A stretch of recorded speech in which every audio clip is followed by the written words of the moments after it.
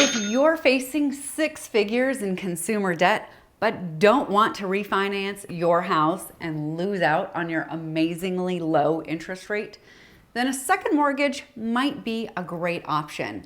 See my video on that topic to hear the pros and cons of second mortgages.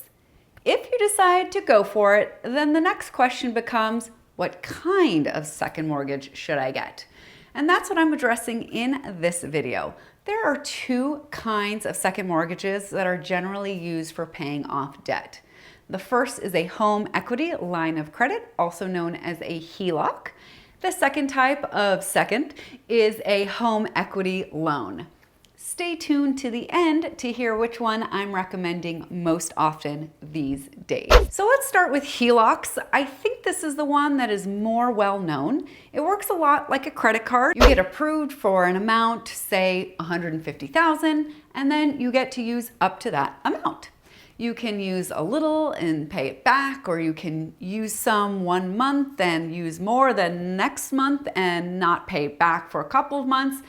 Pay some back, pay it all back, draw some more.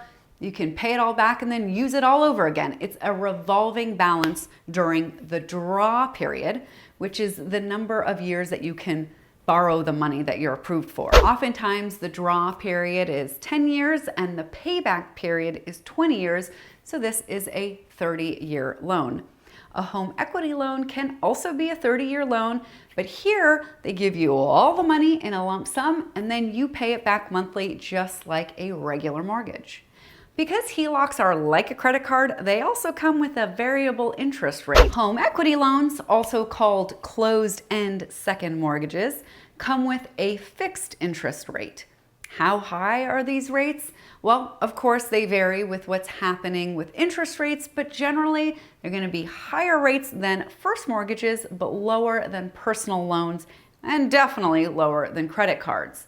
Based on what I'm seeing right now, you can lower the interest on your debt by half or even 2/3. Something else to keep in mind about HELOCs is that after the draw period is over, you have to pay it back and possibly the entire balance at once in a lump sum.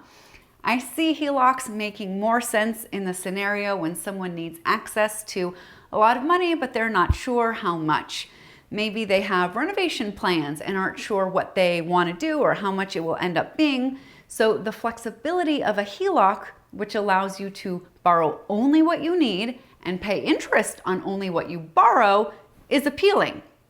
On the other hand, if you're using the funds to pay off debt that you've already accumulated and you know exactly how much your total balance is, a home equity loan is more straightforward because they give you the total amount that you qualify for, and you pay off the credit cards, personal loans, car loans, etc., and then you pay the second loan amount back monthly. The process of obtaining a second mortgage is virtually the same for both types. I shop around for the best lender for your situation. We apply for the loan, you get an appraisal done, usually. We figure out the loan amount and submit all the supporting documents for the loan. Then you sign loan docs with a notary, just like for a first mortgage. The process looks similar, but it tends to go faster than a loan for a home purchase or regular refinance.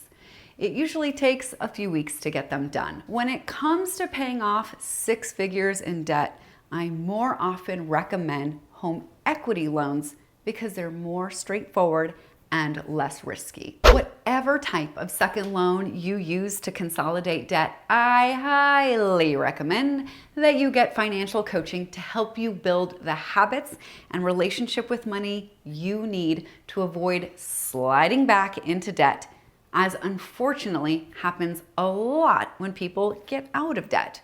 So if you're a California homeowner looking for a second mortgage, or you're a person anywhere in the world looking for a financial coach, please reach out. I'll see you in the next video.